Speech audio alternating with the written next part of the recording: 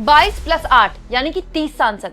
कैसे 30 सांसदों को थालापाती विजय या फिर ये कह ले कि सी जोसेफ विजय तमिलनाडु के मुख्यमंत्री और राहुल गांधी ने अपनी साइड कर लिया है। क्या अगला हफ्ता लोकसभा के अंदर एक निर्णायक हफ्ता होने वाला है? दोस्तों, बीजेपी कवर करने वाले रिपोर्टर्स की माने हैं तो FCRA और डिलिमिटेशन बिल अगला हफ्ता तो हर हाल सरकार पेश कर देगी। लेकिन इस बीच जब ये खबर उड़ी रही थी, एक बड़ा घटनाक्रम हो गया। विजय और राहुल ने वो करके दिखा दिया जिसको लेकर लगातार अटकलबाजी चल रही थी कि हो पाएगा कि नहीं हो पाएगा। दोस्तों, आप जानते हैं डिलिमिटेशन बिल सरकार पेश करना चाहती थी लेकिन हो नहीं पाया। अगला हफ्ता आखिरी हफ्ता है, 13 तारीख लास्ट डेट है मॉनसून सत्र निपटने में। सरकार को 2 बिल पेश करने हैं, FCRA जिसको लेकर बहुत सारा संकट है, सरकार काफी विरोध झेल रही है, दूसरा डिलिमिटेशन बिल। अब बीजेपी के जो कवर करने वाले रिपोर्टर हैं उनका दावा है कि भाई नंबर गेम डन है। लेकिन ये डन कैसे हो गया नंबर गेम? क्योंकि इस बीच जब ये दावे हो रहे थे, सी जोसेफ विजय ने मीटिंग बुला ली तमिलनाडु के सारे MPs की, चाहे वो किसी की भी पार्टी के हों। ऑल टोटल 39 MPs की बैठक विजय ने बुला ली है। ये इस क्रम में है जब राहुल गांधी अभी इस सत्र से ठीक पहले तमिलनाडु ही गए हुए थे। लेकिन इस बीच इससे भी बड़ी खबर जानते हैं क्या है? उन 22 या फिर ये कह ले कि उन 30 सांसदों को लेकर है जिन पर गहरी नजर या फिर ये कह ले कि बड़ी नजर पड़ गई थी NDA की। आप जानते हैं दोस्तों, DMK MK स्टालिन की पार्टी, इनको लेकर लगातार सुगबुगाहट थी कि चुनाव हारने के बाद और कांग्रेस पार्टी से गठबंधन टूटने के बाद अब जो MK स्टालिन की पार्टी है DMK, वो थोड़ा करीबियां बढ़ा सकती है NDA से। और ये जो रिपोर्टर है ना बीजेपी कवर करने वाले, ये खबरें उड़ा रहे थे कि DMK से बात हो गई है और DMK जो है वो सपोर्ट देने के लिए तैयार है, इशू बेस्ड समर्थन इस डिलिमिटेशन बिल को लेकर। लेकिन दोस्तों, ये खबरें चल ही रही थी, तभी तमिलनाडु के पूर्व मुख्यमंत्री MK स्टालिन के बेटे उदयनिधि स्टालिन की तरफ से एक बड़ा बयान आ गया है जो NDA की मुश्किल बढ़ा सकता है, इन रिपोर्टर्स को झूठा साबित कर सकता है और इंडिया गठबंधन के पक्ष में है। दोस्तों, ये बोला जा रहा था कि DMK सपोर्ट कर देगी NDA को डिलिमिटेशन बिल को लेकर, लेकिन अब स्टालिन के बेटे की तरफ से क्लियर मैसेज दे दिया गया है कि ये कोई नया बिल नहीं है। सरकार ऐसे रिएक्ट कर रही है जैसे कोई नया बिल लेकर आई है। हमारा पहले भी स्टैंड ये था कि हम डिलिमिटेशन के खिलाफ है, हमारा अब भी स्टैंड ये है। दोस्तों, उदयनिधि स्टालिन की तरफ से कहा गया है कि DMK ने हमेशा डिलिमिटेशन का विरोध किया है, यानी कि परिसीमन का विरोध किया है, और हम आगे भी भविष्य में भी इसका विरोध करते रहेंगे। वैसे तो आपको पता होगा, फिर भी मैं आपको याद दिला दूं, जो परिसीमन बिल है ये वही बिल है जिसके जरिए जो लोकसभा की सीटों की संख्या है वो 850 करने की तैयारी की जा रही है। यहाँ मैं आपको याद दिला दूं दोस्तों, DMK के पास न केवल लोकसभा में 22 सांसद हैं बल्कि राज्यसभा में भी DMK के पास 8 सांसद हैं। तो DMK के अकेले 30 सांसद यहां होते हैं। तो 30 सांसदों की पार्टी क्लियर स्टैंड ले रही है, हम डिलिमिटेशन के खिलाफ हैं। यही नहीं, इस खबर के मुताबिक 3 शर्तें यहां पर DMK ने, ऐसा लगता है, NDA के आगे या फिर ये कह ले सरकार के आगे रखी हैं। सबसे पहली शर्त तो ये कि अगर आपको पुरानी जनगणना का आधार बनाना ही है तो फिर ये 2011 की जनगणना नहीं चलेगी, 1971 की जनगणना के हिसाब से चलाइए, क्योंकि उस हिसाब से अभी भी जो डिलिमिटेशन, जो लास्ट डिलिमिटेशन हुआ था वो उसी हिसाब से हुआ था। ठीक है।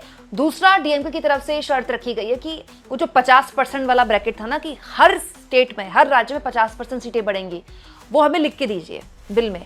तीसरा, ये भी लिस्ट दीजिए कि किस राज्य की कितनी सीटें बढ़ेंगी।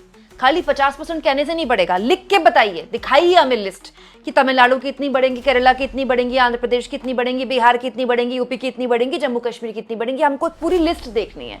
ये 3 चीजें DMK ने इस खबर के मुताबिक शर्त के आधार पर सरकार से रख दी हैं। इससे ये तो पता चलता है कि सरकार और DMK के बीच बातचीत हुई है इस डिलिमिटेशन बिल को लेकर। यानी कि अभी फिलहाल ये 30 सांसद जिनके लिए बोला जा रहा था कि DMK पर डोरे डाल लिए NDA ने, बात हो गई है, वो तो ये बीजेपी कवर करने वाले रिपोर्टरों की फिलहाल झूठी दिखाई दे रही है। अब अगले हफ्ते कुछ हो जाए तो कुछ कह नहीं सकते। इस बीच लोहा गर्म था तो तमिलनाडु के मुख्यमंत्री सी जोसेफ विजय ने तुरंत हथौड़ा मार दिया। दोस्तों, सी जोसेफ विजय ने 8 तारीख को, यानी कि कल शनिवार के दिन, जो तमिलनाडु के जितने भी सांसद हैं ना लोकसभा के, सबको बुलाया है मीटिंग के लिए। उनकी खुद की पार्टी का तो कोई सांसद है नहीं, क्योंकि वो तो पहला चुनाव लड़े हैं विधानसभा का, अभी तो वो लड़ेंगे लोकसभा का चुनाव। लेकिन तमिलनाडु में 39 सीटें हैं दोस्तों लोकसभा की, इसमें 22 अकेले DMK के हैं, 9 कांग्रेस के हैं, 2 VCK के हैं, 2 CPI के हैं, 2 CPM के हैं और एक IUML MDMK के हैं। तो मतलब कुछ कांग्रेस के और बाकी जो लेफ्ट पार्टियों के और दूसरी पार्टियों के हैं वो तो ऑलरेडी विजय के साथ सरकार चला रहे हैं, मतलब विजय के गठबंधन की सरकार चल रही है तमिलनाडु में, लेकिन ये 22 एमपी तमिलनाडु के हैं, इनको भी बुलाया गया है। बल्कि बात केवल डीएमके की 22 सीटों की नहीं है। विजय और राहुल गांधी की ये कोशिश है कि तमिलनाडु की जो टोटल 39 लोकसभा की सीटें हैं, उन सभी में एक मुश्त सत्ता पक्ष या विपक्ष कोई भी सांसद इस डीलिमिटेशन के समर्थन में ना आए। दोस्तों, अगर ऐसा होता है तो ये खेल 30 से कहीं ज्यादा 39 सीटों का हो जाएगा। यानी एनडीए के हाथ से टोटल बंच की 39 सीटें फिलहाल इस बिल के खिलाफ जाती दिखाई दे रही हैं। अब ये प्रेशर पॉलिटिक्स है। देखिए कितनी तगड़ा गेम यहाँ पर राहुल और विजय खेल रहे हैं तमिलनाडु की पॉलिटिक्स के मद्देनजर। राहुल मॉनसून सत्र से ठीक पहले तमिलनाडु गए थे। तमिलनाडु जाकर उन्होंने वहां पर कुछ एमपी से मुलाकात की और ये बयान दे दिया कि जो भी परिसीमन का डिलिमिटेशन बिल का समर्थन करेगा वो तमिलनाडु का गद्दार है, उसको गद्दार के तौर पर याद रखा जाएगा। ये बकायदा ऑन रिकॉर्ड बोला। उन्होंने डीएमके का नाम नहीं लिया, लेकिन ये अगर ये नैरेटिव बिल्ड हो गया तो भाई डीएमके को देखिए, दिल्ली में तो चुनाव लड़ना नहीं है, ना बिहार में लड़ना है। डीएमके को भविष्य की राजनीति ही करनी है तमिलनाडु में, ठीक है। वो एक राज्य की पार्टी, क्षत्रप है वो। तो अगर राज्य में नैरेटिव बन गया और देश में विपक्ष अब तक नैरेटिव कायम करने में कामयाब रहा है कि ये परिसीमन बिल जो है, इससे बीजेपी हमेशा के लिए सत्ता में रहने में अपना जुगाड़ कर रही है। अगर ये परिसीमन बिल पास हो गया फिर बीजेपी कभी भी हार नहीं पाएगी चुनाव। तो अगर इस नैरेटिव के मद्देनजर डीएमके कांग्रेस पार्टी से अलग होकर या विपक्ष से अलग होकर ये स्टैंड लेती है एनडीए का साथ देने के लिए, तो उसको ये राजनीतिक आरोप हमेशा के लिए अपने कंधों में ढोना पड़ेगा। हालांकि इसमें कैच है। कैच ये है कि तमिलनाडु में चुनाव अभी नहीं होना है। तमिलनाडु में तो अब अगले 5 साल में होगा। अब अभी तो चुनाव हुआ है तमिलनाडु में, ठीक है, इस कुछ महीने पहले। लेकिन ये भी बात सच है दोस्तों कि बात यहाँ पर अगले चुनाव की नहीं, अगले होने वाले सारे चुनाव की है। पूरी की पूरी पॉलिटिक्स चेंज हो जाएगी, देश भर की पॉलिटिक्स चेंज हो जाएगी। कांग्रेस पार्टी, राहुल गांधी का दावा है कि जिस तरह से परिसीमन किया गया असम में और जहां जहां विपक्ष कमजोर था उन सीटों को बांट दिया गया, तोड़ दिया गया, विधानसभा क्षेत्रों को छिन्न भिन्न कर दिया गया और जहां जहां बीजेपी मजबूत थी वहां इस हिसाब से सीटें डिजाइन की गई। कांग्रेस पार्टी का कहना है कि, और विपक्ष का भी कहना है कि ये पूरा परिसीमन इस हिसाब से डिसाइड किया जा रहा है, डिजाइन किया जा रहा है जिससे बीजेपी को फायदा हो।